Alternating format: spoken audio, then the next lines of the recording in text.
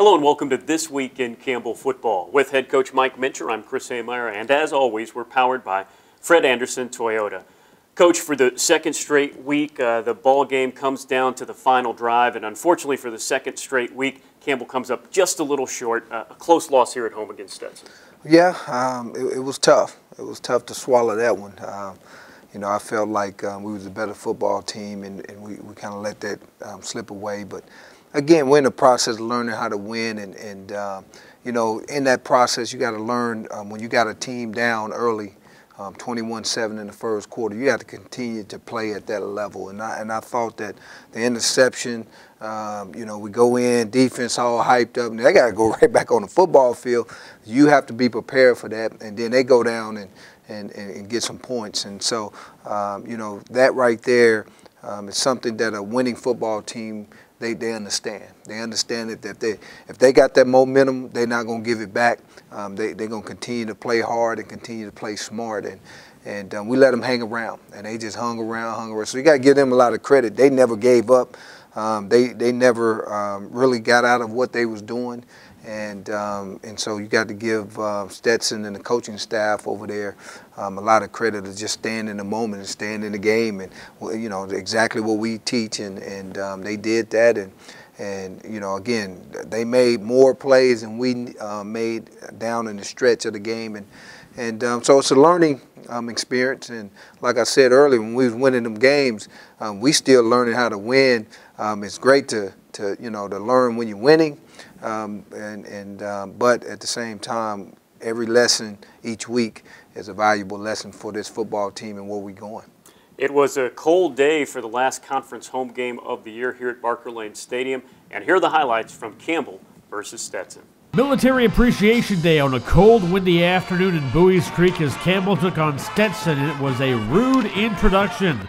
First pass of the game, Brandon Mobley makes the interception and shoots down the sideline 40 yards for the pick six. The second week in a row he's done that. Stetson would come back. Ryan Tentler would find Keegan Moore in the end zone, and we are tied at 7. Campbell right down the field, and Dakota Wolf fakes out the defense and the camera guy on this 2-yard touchdown run, and Campbell leads 14-7. Campbell would add 2 at 4 minutes later, as Stetson didn't notice until too late that Jabri Ridenhour was wide open in the end zone, and CU led 21-7. Stetson would come back as Cole Mazza would leap over the goal line to get the Hatters back within 1 touchdown. And at the end of the half, CU tries a 52-yard field goal that falls short. Donald Payne catches it in the end zone and has visions of the Auburn Tigers in his head, but eventually the Campbell University Fighting Campbell's football team, chasing him all over the field, would track him down, and we go to half 21-14 in favor of the Fighting Campbells. Second half, Campbell adds 3 points on this 23-yard Mitchell Brown field goal.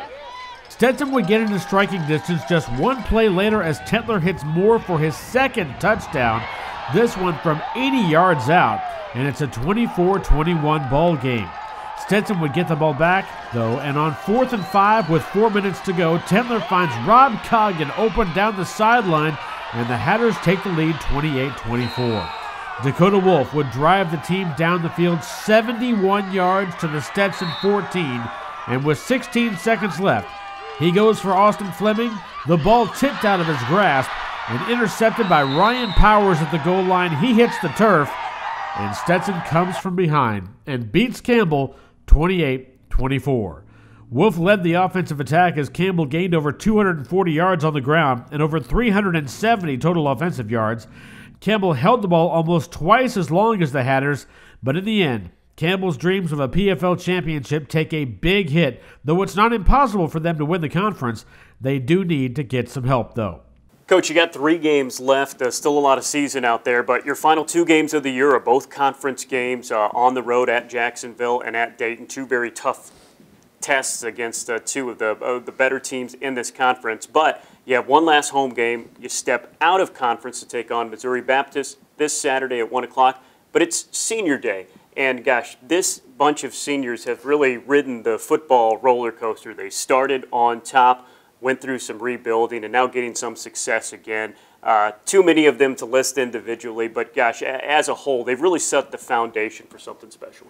Absolutely. I mean, it started with last year's senior group, and now this year's senior group is just kind of continued to help us build the foundation of what we're going to stand up on in this program.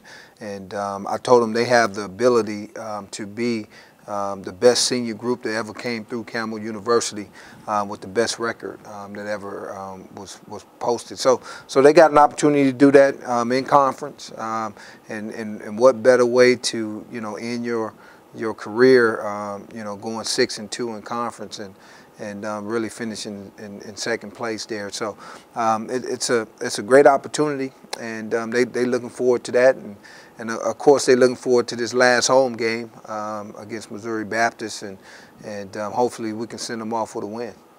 Here is the senior spotlight and coach spotlight this week as we go into senior day here at Barker Lane Stadium.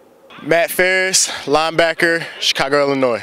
We came a long way from when I first got here to no stadium at all to this beautiful thing behind me, and then the weight room, seeing that go up, and then just seeing the attitudes around the locker room, just full circle of everybody coming together and really believing in this program and really wanting to win the championship and just wanting the team in Campbell to be known.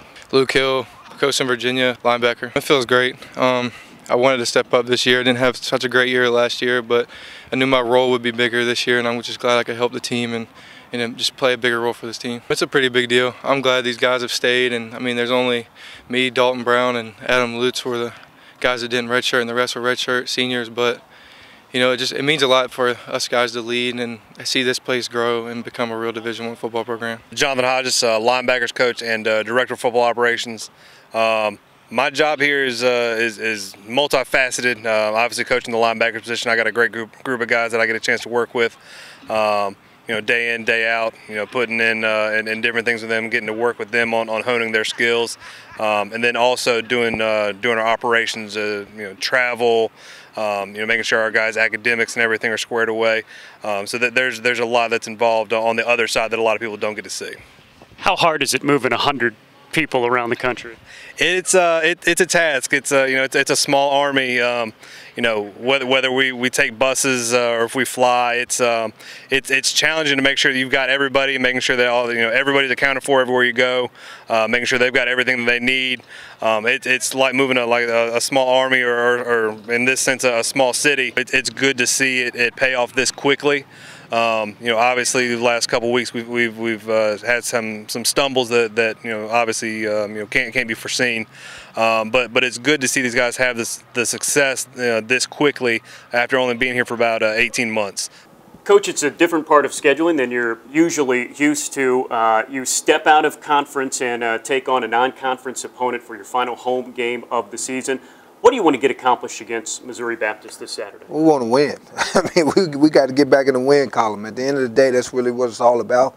Again, it's how do you bounce back for two disappointing losses, and that's really the character building. That's building the team that understand how to win, understand how to bounce back. And so this is a learning experience for us right now. Is you go 4 games, it's a long season.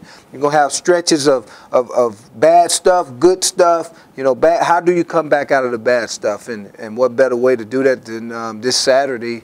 Getting a win. And so it's really about bouncing back from 2 disappointing losses and getting a win.